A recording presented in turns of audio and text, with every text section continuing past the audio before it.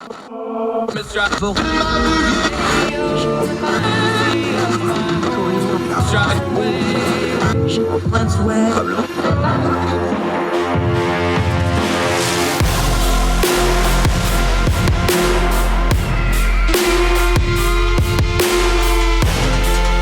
host, Andrew Donaldson. This is Heard Tell. Heard Tell Show, and it's your day, folks. It's Friday. You made it. Congratulations. April the 15th, year of our Lord 2022. So glad you're with us, ending up a very strong week of turning down the noise of the news cycle. Man, we've covered a lot of stuff, a lot of caterwauling out there this week, and our day keeps the caterwauling away right here on Heard Tell. Thank you for joining us. I'm Andrew Donaldson. You give us the most precious thing you have, your time. We greatly appreciate it. We got some interesting stuff to cover today. Our favorite guy, I say our favorite, not because he's just our favorite. He's been on this program more than anybody else. By popular demand, Dr. Michael Siegel, he's back. Going to talk some science, going to talk some sci-fi, going to talk some space stuff, going to talk about Ukraine. He has familiar ties to Ukraine, get his personal take on what's going on there. We're going to play a fun little game. One of his many flaws of his personal character is he does not care for the movie Armageddon, the great cinematic masterpiece. I'm going to ask him directly which movies are better at science, Armageddon, and play a little lightning round game with him of various kinds. We're going to have some fun with it. Our friend, astronomer, astrophysicist, spacecraft commander, master of the Blackstone Griddle, Michael Siegel, will be on a little bit later in the program. Have some fun to end the week. We're also going to end the program with a really cool story. A 100-year-old, heavily decorated World War II fighter pilot wants to use his centennial birthday to spread some charity. It's a wonderful story of a great American and a living American legend. We'll talk about that in a little bit. But as always, we have to talk about a little bit of culture and politics. Elon Musk all over the news about Twitter. I got some flack for what I said on social media. I will explain that in a little bit more detail a bit later on in the program. Marie Le Pen out in France, the French elections. She is upset that people are tying her to Vladimir Putin. I have a very simple answer for her and solution. If she doesn't like that, that would make that stop. She ain't going to do it, but we're going to suggest it anyway. That's coming up in a little bit. Let's start right here with domestic politics. President Joe Biden, there has been two major polls released in the last few days. The Q poll, Quinnipiac poll came out, and a Gallup poll came out. Neither one of them were good. In fact, both of them were very, very poor. In combination with the CPI inflation number, things ain't looking good for an election year in the midterms. Let's go to the Washington Post. They broke it down this way. The first poll was Quinnipiac University, released on Wednesday. It measured Biden's approval with those aged 65 and older at about even, as many viewed his job performance positive and negative. Those under 30, though, were more than twice as likely to view his performance with disapproval. That's Quinnipiac, the pollster that Biden's team once went out of its way to disparage as an outlier. But then on Thursday morning, a new polling, reading from the Washington Post here, from Gallup showed it the exact similar pattern. It was among the youngest Americans, not the oldest, where Biden was struggling the most. What's more is with those Americans that his approval had fallen the most over the course of his presidency. Gallup broke out Biden's approval into 3 mini-month chunks. The first covered the first half of 2021, the second period lasting when the polling was found to his approval was sinking. The most recent extended from September through March. Remember what happened in September? That's coming off the tail end of the Afghanistan debacle. The most recent extended from September through March among those older than baby boomers, that's born in 1945 or earlier. So all those folks would be just right around 80 years of age and older. Biden's approval had been flat across those three periods. Among boomers, that's 46 to 64. So you're talking people 60 to 80 roughly. He lost about 7 points. As the groups get younger, the decline gets steep. By the time you get to Gen Z, that's 97 or later. His approval, 97 later, those would be, 25-year-olds or so. His approval is down 21 points. This isn't how it's supposed to be. Young people are expected to be the great future hope of the Democratic Party with their liberal views influencing their vote for decades to come. This is the Washington Post saying this, not me. Yet here we are, disillusionment at least, if not outright distaste, raising the obvious question, why? Great piece of writing here, the next line. There is not an obvious question why. Good job, Philip Bump. Excellent way to write that one. There is not an obvious answer, however quickly someone might be offended. For example, it may be tempted to point out the administration's decision not to immediately retire student loan debt. That's overblown. That's we'll talk about that some other time. It's a deeper issue. But only a third of those under 30 have such debt, meaning that for 2/3 of the group, it's probably less of a personal concern. Gallup data does not allow us to drill down on cause. Remember what we talked about our friend Brooke Medina. Good polls will always give you the crosstabs. You can get down in there and find out why this stuff goes on. But reading from Philip Bump here, it does allow to consider a few things. And then they break it down by race. Hispanics down 21 points. Black voters. The black voters in the Democratic Party made Joe Biden president. Remember South Carolina, Jim Clyburn. They ran, not walked to the polls for this man to become the nominee and eventually the president. That is a crucial constituency for the president. Black voters down negative 20%. White voters down 10%. By party, Democrats are down 10%. Independents, negative 19 points. What does all this mean? You can go through the rest of the numbers at Washington Post. I encourage you to read it yourself. They got some handy dandy pretty graphs as well. Unless something really drastic happens, the midterms are going to be a bloodbath for the Democratic Party. Usually, if you lose 10 to 20 seats in a midterm, that's pretty bad. If you lose 30, you've got yourself a tsunami going. There's a very good chance they could lose 30 seats. They might even lose the Senate. Now, there's a lot to happen between now and then, and you still got to run individual candidates. And God knows the Republicans have some real winners running, especially in places like Ohio, where you may actually have a nominee that's just stark raving crazy, and it doesn't matter the partisan spread. They may do something really nuts and blow an election. So there's a lot to happen here. But cyclically, traditionally, cyclically, the midterms should go well for the Republicans. So let's project out for just a little bit, though. The president's approval numbers are horrible, but I want to caution y'all on something. Nothing stays the same in politics for very long. If the Republican Party gets power and they take Congress, especially the House of Representatives, and you have a split Congress and or an even Senate, or even if they take the Senate, his approval numbers are going to go back up next year. Well, how do I know that? He's still Joe Biden. I know he's Joe Biden. He's got a lot of flaws. We detail his flaws. We're very critical of the president here. But the dynamic will change. It won't be the Democrats didn't get anything done, which is why those younger voters are so upset right now. They've done nothing. They've got no major policy. I know they did the COVID stuff, but anybody would have done that. I know they did infrastructure, but every Congress is always going to vote for roads and bridges. They don't have a lot of signature stuff to hang their hat on as far as accomplishments go. And policy still does matter even in the social media age. But if the Republicans get Congress, his approval is going to go up. Why? Because he's not to blame anymore. And now he gets to work off a Republican Congress. And Kevin McCarthy, or whoever's in charge of the Republican caucus in the House of Representatives, is going to have an unruly bunch of folks who's going to feel really, really empowered to try to get theirs.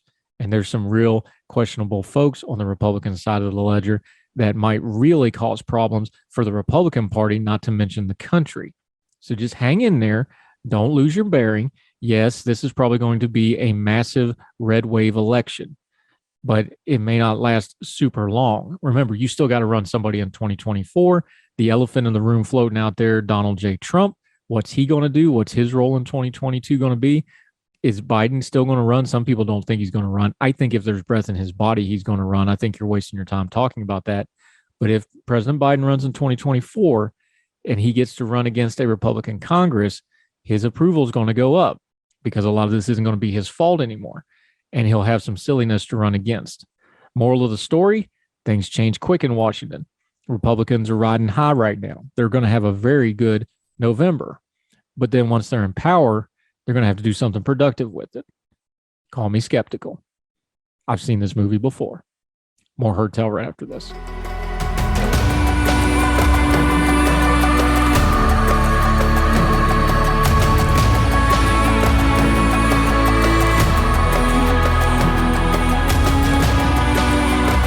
Back to Heard Tell. Okay, I don't really want to talk about this, but I have to because fair is fair, and I took a whole lot of flack on social media for it, so let me break this down for you a little bit. Elon Musk. We have discussed him on this program before. We've had guests on in whole segments talking about Elon Musk. He's a complicated guy. When you're a mad genius, the problem is the genius part comes with the mad part, and the mad part comes with the genius part. I don't mean mad as in, insane. I mean mad as in he's just a special kind of guy. People that function on that level, they're just different. Nothing wrong with that. I've broke it down on this program before, and I've been consistent. I love the SpaceX stuff. Tesla is a subsidized Ponzi scheme. We'll talk about that some other time. Go ahead and get mad. It just is. If they're not getting all that subsidized money from other car companies, it's not a car company, it's a luxury brand. But we'll get into that some other time. I'm not a huge fan of the Tesla stuff. I love the SpaceX stuff. He's doing great work for humanity in that rank. And then how he personally conducts himself, I've got all kinds of questions. Remember when he called the cave rescuer in Thailand a pedo? And he called him that just because they shot down his idea of trying to invent a submarine to get the kids out of the cave. He got mad online and besmirched that man for no good reason than other. He doesn't have any impulse control. So now everybody's freaking out because he was going to go on the board for Twitter. He's not going to go on the board. He owns 9%. Now he has done a filing to buy Twitter outright. Everybody just calm down. Okay. I understand the numbers are big. He's put in a $40 billion plus offer. These deals, let's be adults here. He doesn't have $40 million laying around. I know some people estimate his worth at $250 billion. That's not the issue. You have to put these deals together. They have to be financed. Somebody, a third party on top of the financing has to verify the financing. These things are very, very complicated. Just because he says he's offering that, there's 100 steps before that would actually come true. And I want to bring you back to something that happened before. And for some reason, everybody seems to have forgotten it. In 2018, he said on Twitter that he had secured private funding to take Tesla private, which he says it was true. The SEC, the Security Exchange Commissions, disagreed, as did most of the company do. And he got in a whole lot of trouble for it. He got in so much trouble that him and Tesla both had to pay $20 million apiece in the settlement to the SEC. And he had to step down as the chairman of Tesla. This was just in 2018. This wasn't that long ago.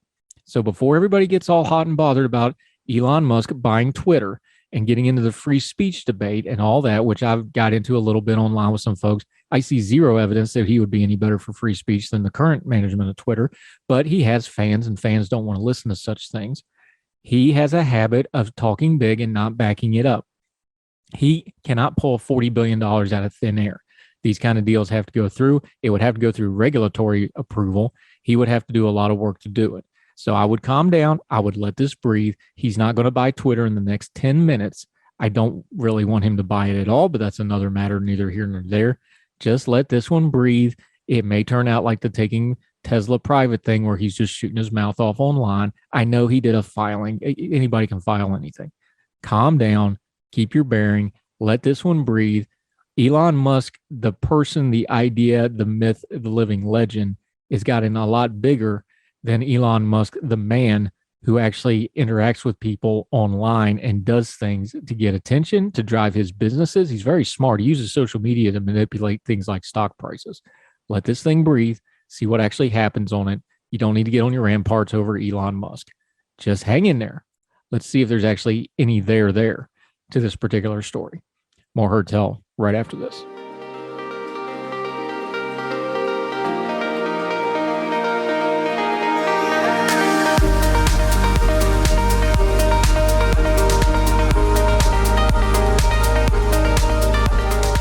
Welcome back to Heard Tell. Here he is, the most appearances ever in the history of the Heard Tell program. He is here to extend his lead.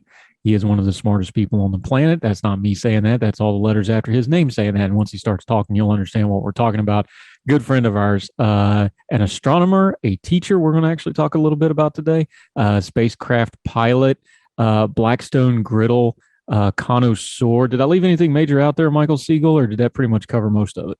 Purveyor of dad jokes. Purveyor of dad jokes. I actually got to bust out the Smokey Bear and the Benedictines in the flower shop and not making sure you prevent florist fryers last night, to massive groans from the middle school kids. So we can do dad jokes all day long, my friend. Good seeing you. It's been a minute. We have been dealing with the wider world just more broadly.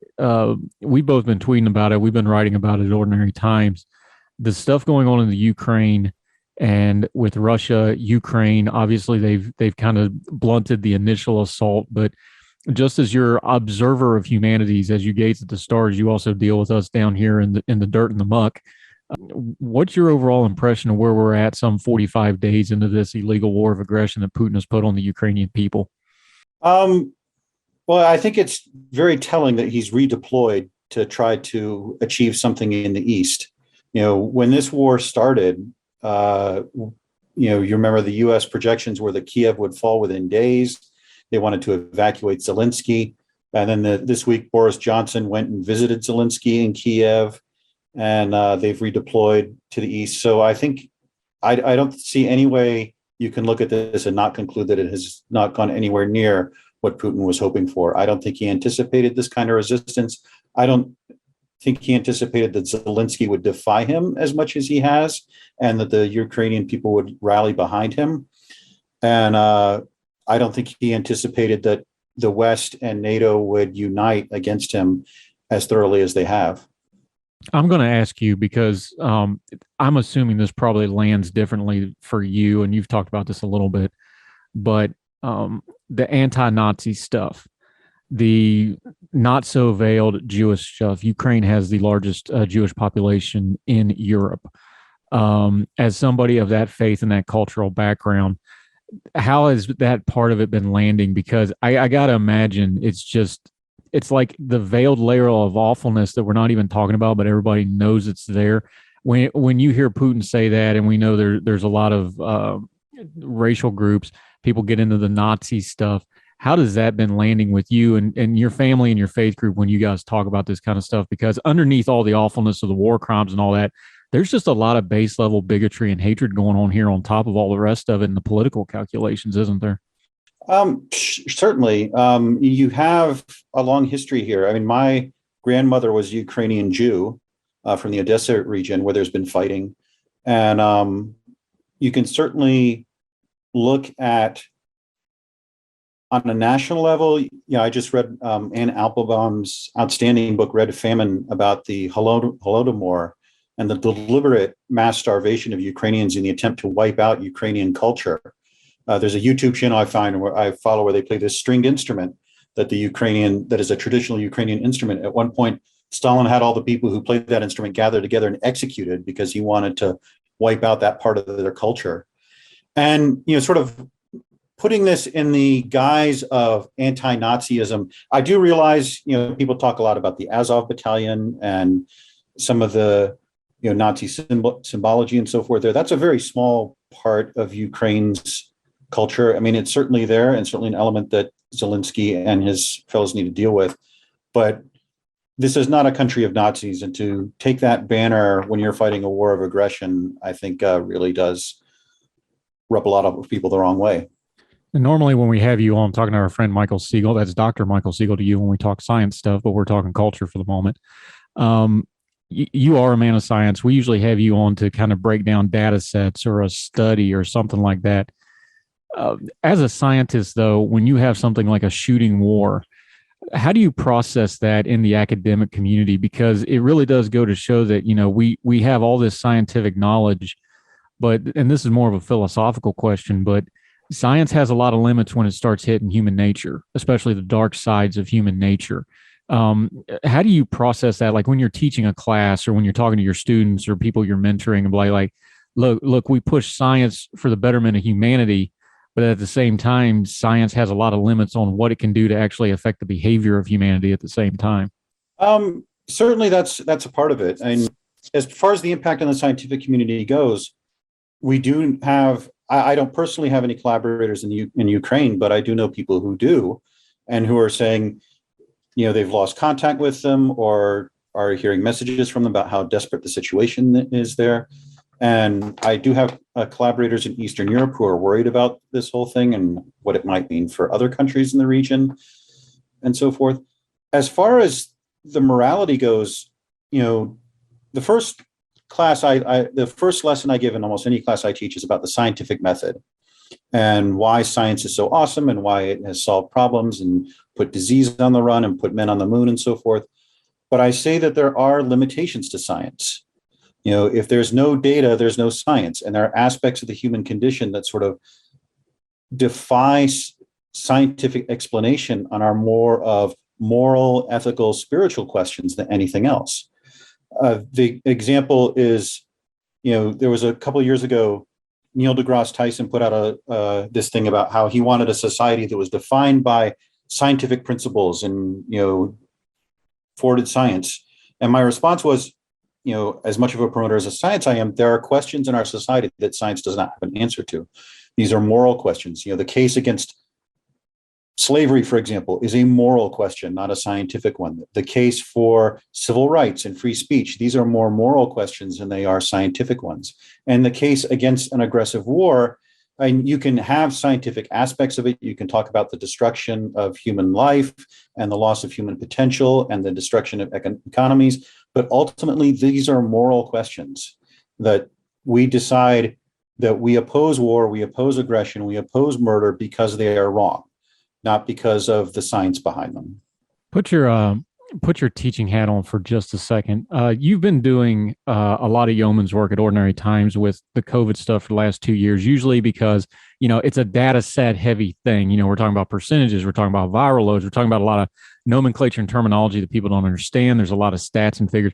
Put the human face on it, though, because you were tweeting about this, and we've talked about it a couple times over the years now. We've been dealing with COVID for years. How weird is it to say that out loud?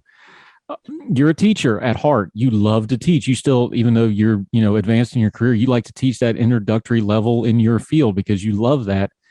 Talk about those students you're seeing, because you're getting, freshmen and sophomore that did that virtual learning stuff in their last years of high school, those formative years.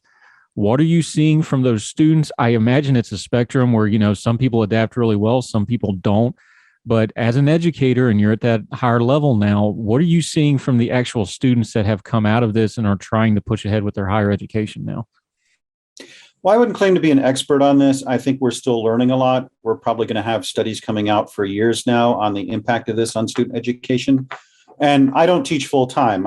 I'm a research professor, so I teach maybe one class a year when we need someone in the schedule. But contrasting where we are now to where we were a couple of years ago, it seems like a lot of students are doing well. They've sort of picked it up without a problem.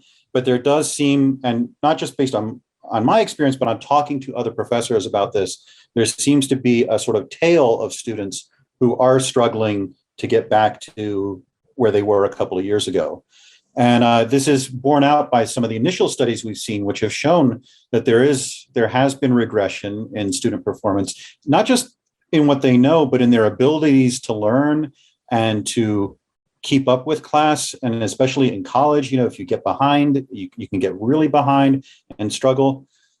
And there are connections of that between socioeconomics and so forth, that students who are from more well-to-do families did better through the pandemic and so forth. I think it's going to take a long time before we know the impact of this. It's not in any way positive. It's definitely been a negative. How big a negative it is, whether we can recover from this within a few years, that remains to be seen. I think it's going to take a lot of work and patience from a lot of people who are already, especially in the case when you're talking about, I'm an occasional college teacher. When you're talking about high school teachers and elementary school teachers, they've already been pushed by the pandemic pretty hard, are sort of at their edge. And so now having to recover from that is a challenge. And I have two children, one's 14, one's 8. And I would say that based on what I'm seeing with them, they've gotten back to being in good habits and being back to the skills they had, but it did take a while. But the difference between I'm seeing in them, we were in a pretty good situation with being able to support remote education for them. In-person education is just a massive improvement over remote education for children of that age. And I understand why we closed the schools down. It was, at the time, it seemed like the decision we had to make, because everyone envisioned, you have children, I have children, we know that they bring home everything. And so there was a thought that this was going to just make the pandemic even worse than it was. It turned out we could control it through masking and social distancing, and especially through improvements in ventilation in our schools. And so in retrospect, it was a mistake. But it will be a while before we really know the impact of this short, medium, and even long term. Yeah, talking to our friend Michael Siegel.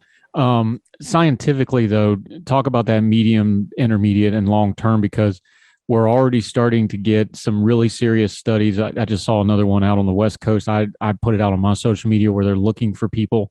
They're doing these studies on long COVID now. We've covered it on this program that people with underlying conditions like autoimmune diseases, there's going to be some long-term ramifications from this stuff. Just as a scientist, I know short-term, everybody wants to know, is there going to be another wave? Are we ever going to go back? Short-term, intermediate term, long-term, what's kind of the markers we should be looking at? Not just, masks coming back or anything like that, but what should we be looking at to make sure that we've kind of got the worst of this behind us now? I think the main thing is going to be on the technological side, getting improvements in the vaccines, getting more people to get vaccinated. I think that the vaccines that we have developed in the United States have proven to be by far the most effective weapon we have. I mean, masks are good, social isolation, is good. But social isolation, of course, has a huge downside. But vaccination is really why we are where we are right now, and why we're not experiencing what's going on in China right now. I mean, we're just having a little bit of an uptick in the last few days from the latest version of Omicron. And I know Philadelphia in my state has just reinstituted indoor mask mandates. So we'll see where we are with that. But it's very hard to predict what a virus is going to do. And I think that the course of continuing to develop antivirals, continuing to test, continuing to find new ways of predicting when outbreaks are going to happen, and especially improving the vaccines to the point where they are much more effective, even than they are now, which is pretty miraculous where we are 2 years into this, I think is going to be the big challenge for the years ahead. Yeah, we're talking to Dr. Michael Siegel. He's our good friend from ordinary-times.com, does a lot of our science writing. He's been doing our COVID writing, also talking a little education. We come back. I'm going to actually give him some science questions, get him off this hardcore philosophical stuff, get him back in his comfort zone here a little bit, talk some science. Always enjoy our discussions. Michael Siegel, when Heard Tell returns.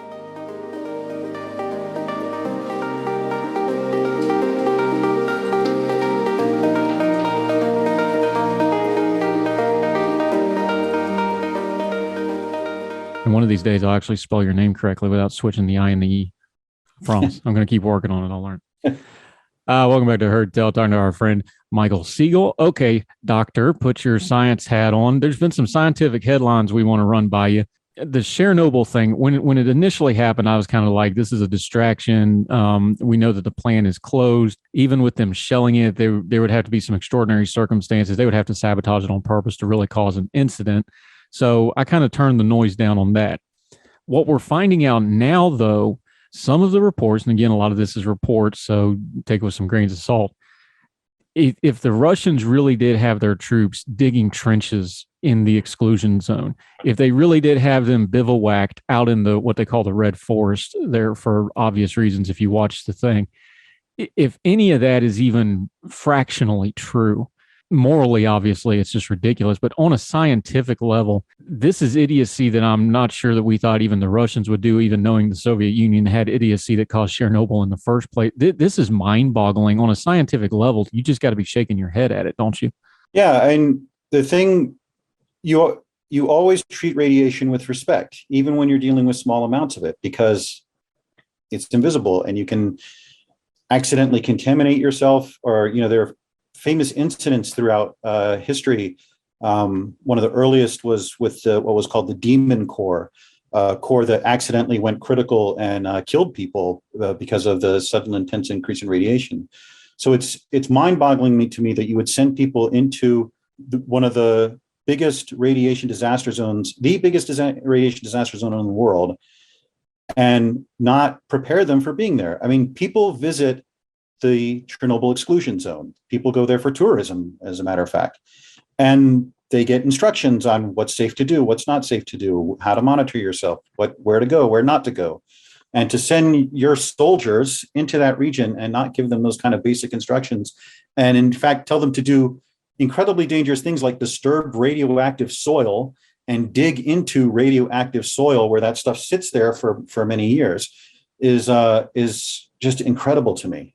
Yeah, scientifically explain, folks, what we're talking about, because tourism is big in Chernobyl. It's one of those things where we all know the precautions, and we know about the liquidators, those poor guys. Talk about soldiers that got screwed over. It's one of those things where you can kind of walk around. with some exceptions. They can actually take you into the reactor hall. There's pictures in there. You can go on YouTube. They'll take you right in the reactor hall. You can look at the reactor halls and all this. But all of that is undisturbed because it's stuff that's been dealt with. It's been treated. It's constantly monitored, I would assume. But when you start going out into the forest and you start digging up, talk about scientifically why that's so different than just, walking down the street of Parapat or wherever, where it's had 30, 40 years of kind of settling down a little bit. That's a whole different beast when you start disturbing and stirring it up. Talk about radiation because, I don't know what you call it. It's like people might be thinking like dust or just dirt clouds or whatever. This is a different beast when you're talking about something that's radiated. Yeah. And with Pripyat and the areas around there, they have a pretty good idea of where the danger zones are. They've cleaned out a lot of the contaminated areas. They've made it so that people can work there and function there with low levels of danger. I mean, you're exposed to radiation all the time. It's the accumulated amount that is dangerous. So small amounts of radiation over long times or intense amounts of radiation over a short time are what's dangerous. So going into the exclusion zone with their guidance of where it is safe to go and so forth, that's not the safest thing in the world to do, but it's not going to kill you. Whereas, you go into the Red Forest, these are areas that have been deliberately avoided, where the soil is contaminated, has not been cleaned up, and so forth. I mean, it's now one of the most amazing wildlife refuges either, because it turns out that a lot of creatures can adapt to radiation environments. But when you can imagine the ash and smoke and debris from the reactor sort of spreading over the area, some of that stuff is still dangerous. And if you stir it up, you can breathe it in, it can get in your clothes, it can get on your body, and that's very dangerous to be doing. So you can function in the radiation zone if you are in areas that they control and that they monitor, but just going in there and doing random stuff. I remember a few years ago, there was some woman who said she was biking through the exclusion zone. It turned out not to be the case. And people were like, that's very dangerous because you're going in uncontrolled areas.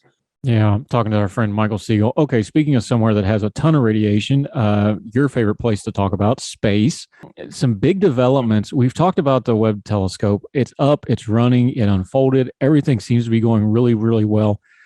The stargazing folks just lost their minds at the initial imaging. It looks, kind of like a flared photograph, I'd guess would be a good way to explain it to people that aren't looking at it. It's just kind of a big dot of light. Why was that dot of light such a big deal, though? And explain it to folks. You can go to ordinary-times.com. You've written about this. You've got the actual picture, or I guess it's been artist rendered a little bit so people understand what they're looking at. Why was that little dot of light such a big, big deal for the scientific community? Because JWST has 18 mirrors. One of the things we figured out many years ago was it's hard to build really huge mirrors. And there was a time when about 5 meters was the biggest single mirror you could build. But it turns out it's easier and cheaper to build mirrors with hexagons. The Keck telescope, the first 10-meter class telescope, was built out of these hexagons that you fit together, and you use these little actuators to get it into the right shape so that you can focus the light. That was one of the big challenges. The James Webb Space Telescope has multiple mirrors. And when they first turned it on, you had 18 images because they were all focused in different places. And now they've aligned them so you get a single image of every star in the field. And that's what we wanted, for it to act as though it were one giant mirror. And so it's a bright star that's saturated because you want to focus on a bright star to get the best alignment. And it has these spikes out that are diffraction from the support things. But if you actually look deep in the image, you can see lots of little faint galaxies, lots of very faint stars. People were comparing these to images from previous infrared space telescopes where a galaxy was just a blur of light, and now you can see structure and spiral arms and so forth. And so you're getting the kind of resolution, the kind of detail when you look into the cosmos that we had hoped that this telescope would produce. So right now, based on the preliminary testing, it is within spec and doing what we hoped it would do. It's probably going to still be a couple months before we'll start getting any real science quality images out of it. They're still calibrating it and waiting for everything to finish cooling off and so forth. But so far, so good. It is performing as well as we could have hoped. Yeah, I was reading one person from NASA writing about it, and they actually said that they have research data they didn't even know they were missing just from the test image because it was so clear they were finding stuff that they didn't even know. They're like, we can do research just off the test run, and it's not even Yep. calibrated yet. That's how excited they was. That's a pretty amazing piece of equipment, then, isn't it? Yeah, I mean, and you hope it is for the price the taxpayers paid for it, but it is a quantum leap in our ability to image the deep infrared universe. And the mysteries we wanted it to explore were things like how stars form, how planetary systems form, how the first stars in the universe were created, what kind of stars there were, how the first galaxies were forming. And these test images indicate it's going to be able to meet those objectives and answer those questions. And to me, anytime you put a spacecraft in a new space telescope up, I like to say if you build it, they will come. When you put a new instrument up, people are going to think of new things to do with it that you didn't think of when you built it. Our Swift telescope was designed to look at gamma ray bursts. It's a small fraction of the science we do now because people can think of all kinds of things they can do with the capabilities we provide. And this is going to be like that. There's going to be science we're going to get out of this that we did not anticipate when it was designed 25 years ago. And so that's going to be, to me, the most exciting part, what it's going to do that we don't know yet it's going to do. Michael Siegel, we always enjoy talking about this. Now, his little side project, though, he likes to review science fiction and put a little bit of a spin on it. So look, friends hold friends accountable. So I hate to do this to you publicly, but I have to. With the sad news of the retirement of Bruce Willis from acting because of his health issues, and we wish him nothing but the best in that and his family. Would you like to take this opportunity to admit how drastically wrong you have been about the wonderful motion picture documentary Armageddon and how humanity can save itself through the magic and power of science in lieu of the fact that we're never going to get a sequel now that Bruce Willis has retired? I'm actually probably going to do a video, hopefully this summer when I have a little bit more time on Armageddon. I can certainly see why people like it. But the liberties it takes with science are fairly extreme. So we'll just have to reconcile ourselves, meet in the middle with that, where I can admit that I see why it is as popular as it is. Is there truth to the urban legend that NASA and other folks used to use that as an introductory test to physics, where the students would have to prove all the problems that were wrong with things like gravity and things like that by watching the film? I can neither confirm nor deny that that has been done at some point. Have you ever done that at any point where you just got so mad you busted out the legal pad and went, I'm going to get them? I have not yet, but it certainly is an interesting project you could unveil on Astro Majors to look at that. Okay, better. Let's just do some quick hits here, real quick. Better scientific science fiction movie: Armageddon or The Last Starfighter? I would say probably Armageddon, because Armageddon at least deals with a real problem, which is asteroids might possibly hitting the Earth. Okay, fair enough. Armageddon or Doctor Who? That's a tough one. I would say Doctor Who, because it occasionally does have a really good science fiction story. Fair enough. Okay, here's one for you: Armageddon and original Star Trek. I'm actually going to be doing a video on original Star Trek soon. I would say original Star Trek. It does deal with flights of fancy like warp drives and beaming and stuff like that. But the stars they mention are real. Some of the concepts they talk about are real. There's certainly some things that you can criticize in it, and that's another summer project that I'm going to be doing. I just finished my tweeting out my reviews of the first season of original Star Trek. And just a preview for what's to come, I'm going to be doing a video where I break down some of the science of the first season. Yeah, I remember reading one of the original NASA guys from back in the 70s and 80s when Star Trek, and they asked him about it, and he goes, the orbiting bothers me. He goes, they act like that's the most routine ever, and that's the hardest thing we have to do. And that was one of the points he took out of it. He's like, that's the hardest thing we do, and they make it like it's the most, just put us in orbit willy-nilly. Yeah, they also have this plot device where they have the engines run out and the orbit's going to decay. And I'm like, we have lots of satellites that have been in orbit for decades and don't have engines on them at all. So I don't think, unless your astronavigator is really bad, you shouldn't be in that unstable in orbit. Okay. All right. Armageddon or Deep Impact? I would have to say Deep Impact on that one, just in terms of the science. They get a lot more science right, but they get a lot of stuff wrong too. So maybe I'll talk about that at some point. All right. And one that is semi-science fiction, but it's a movie that just drives me absolutely nuts. Armageddon or Day After Tomorrow? I've actually not seen Day After Tomorrow. I did talk to a climate scientist about that who did not like it. I can't imagine why. Anything, should we just ban Roland Emmerich from making any movie that doesn't involve a natural disaster on Earth itself? That might be a good idea. I think maybe we could actually get Congress to do that. Oh, great. More. Yeah, let's make it a First Amendment issue while we're at it. Great job, scientist. Dr. Michael Siegel, one of our favorite people. The streak continues. The lead has been extended. The most seen guest on the Heard Tell program. Long may your reign last, sir. Appreciate your time. Well, thank you for having me once again. It's always a pleasure. Yeah, appreciate you, my friend. Take care.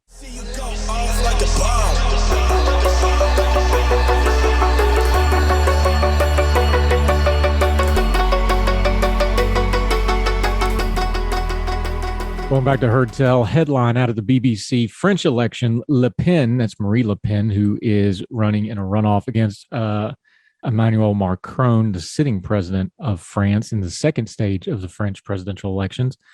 Le Pen angered by protests over ties to Putin.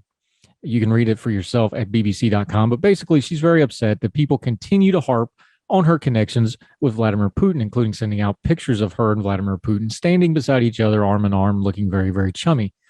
Miss Le Pen, this is very simple.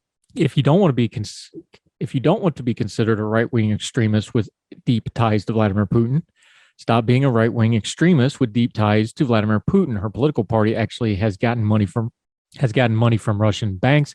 The ties are deep. She has modified her public image in this particular campaign. She modified it a little bit last time out. She's really modified it this time, trying to turn down some of the real vitriol that she spits out about things like NATO, about things like a Europe that stands up against Vladimir Putin. She is a very questionable person with very questionable plans for the future, for the French people, which, by the way, as Americans, a country we leaned on heavily, looking at some things that we wanted to do philosophical-wise when we put our country together, country that came to our aid and helped in the revolution, country that we returned the favor in World War II and defended them. These are friends of ours, and we shouldn't want unworthy schemers taking the reins of power in a country that's been an ally and a friend since the beginning of our country. It is our opinion, informed, humble, but accurate opinion. She would be an utter disaster for not only France, but Europe as a whole and the world as a thing. These ties to Putin are very troubling. The things she said about NATO are even more troubling. It's not that NATO is above reproach or there's not room for concern or that France can't make its own way in the world. That's not what we're getting at. We're saying there's untoward things here. She has some very bad ideas about social issues, specifically about certain people groups. You can do your own homework on all that. Long story short, nobody that loves freedom and liberty should want anything to do with Marie Le Pen. And too many people on the wider right, or the global right, as they like to start calling it, seem to want to put her up as an example. She is not. We're not going to pretend she is. We're going to call it as I see it. Not that Macron's the best hot sauce ever to be existed as a leader, but we can see that Le Pen is going to have all kinds of problems for wider humanity and freedom-loving people, and that's why we can't support her. So, Miss Le Pen, if you don't want to be considered a Putin flunky, stop acting like one. Your actions speak louder than your words. More Heard Tell right after this.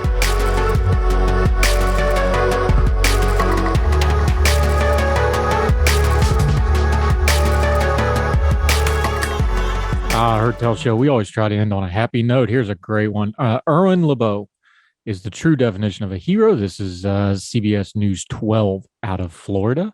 He's a decorated World War II fighter pilot, an author, and philanthropist, and he's celebrating his 100th birthday this coming Sunday. His wish is to raise $100,000 for charity and get 100,000 birthday messages. I was hoping we could get 100,000 people to each just send $1. We would easily raise our goal, Erwin said. So I think we're up to about 25,000, he went on with a laugh. The money Erwin raises goes to the fund he started more than 30 years ago to benefit Alpert Jewish Family Services in West Palm Beach. It's called Project HOPE. That's HOPE, like an acronym, which stands for Help Our Poor and Elderly. He says he's enjoyed every minute working with the organization and being able to help their cause. The agency is out of the ordinary. It helps people of any kind of need, financial, emotional. It really doesn't matter. If somebody calls and they need help, the agency reacts. Since the creation of Project Hope, Erwin, along with his wife of 79 years, Judy, God bless them, and their neighbors in the Hunters Run community have raised over $400,000 for people in need. Mark Hoppen, the CEO of the foundation, says its money has helped thousands of people with services they may not otherwise been able to provide. Each year, there's a visit or two from Erwin and Judy where he hands out an envelope of checks, and I know it pleases him so much, and it pleases us so much that he does that for us. It's just one of the many accomplishments Erwin looks back on fondly as he gets ready to celebrate his next milestone. Originally from New York, Erwin was working in a defense plant. When Pearl Harbor was attacked, he immediately enlisted in the Army Air Corps, became a fighter pilot, and was assigned to the 27th Fighter Group in Europe, flying 93 missions in a P-47 Thunderbolt. That's a lot of close air support, nasty, ugly fighting for a pilot. Good on him. LeBeau received 5 air medals and the Legion of Honor from the French government. They don't hand those out, folks, especially in World War II. This is a bona fide living legend hero we're dealing with here. Through it all, he kept a diary of his daily activities, and that diary is now in the Library of Congress. It is also the basis of his book, A Pilot Story, which was published on Amazon. You can visit Erwin's 100th birthday fundraising page on Facebook. It's linked in this piece at cbs12.com. In addition to donations, he's hoping for 100,000 birthday wishes. You can use the hashtag Love for Lebow, Lebow, on social media. It's already getting Erwin birthday love from all over the country, from St. Louis, Missouri to Arizona, Nebraska. I couldn't believe some of the return addresses I was seeing. What an absolute legend. A very full life. And may you enjoy these days as you cross your milestone, sir. God bless you. And we thank you for your service. And we thank you for a life well lived as a great American. That'll do it for Heard Tell. I love stories like that. It's much better than politics, ain't it? Need more people like him. And when he passes off the scene one of these days, who's going to take his place? We hope it's one of you who'd like to join us and like to turn down the noise of the news cycle, like to get the information that matters, likes to discern the times and do some good out there and not just send cat pictures and yell at Congress with our social media. We try to actually do something good with it. Share this program. That's a good way to start. We're on all the podcasting platforms and the YouTube channel. YouTube channel is a great resource for you. We have playlists now on there. The Good Talks interview segments, the Twice on Sunday show, the Deep Dive podcast. We've got a couple of them we're working on right now. Really going to be good. Some important topics we're going to get really in depth in, things like partisanship, things like abuse, things like conservatorship. I'm really excited to get those out to you. All of that on the YouTube page. It's free to subscribe. It's easy to share. Also, if you're a big Facebook user, Big Talker Network in your search block on Facebook, search it, follow it, all the Big Talker Network content that we partner with them where they put it out on the radio for us. I also jump on some of the other programming on there from time to time, but our program comes out every day, 7 a.m., repeat at 3 p.m., twice on Sundays on there too. You can follow on Facebook, and that's a great way to share the program. Send it out on Facebook. We'd sure appreciate it. So until we see you again on Monday to start a new week on Heard Tell, we hope you're well. We hope you are well fed. Have a great weekend, folks. We'll see you for Twice on Sunday, and we'll be right back here Monday morning with more Heard Tell. Take care. All the music on Heard Tell is provided under a Creative Content license from monstercat.com.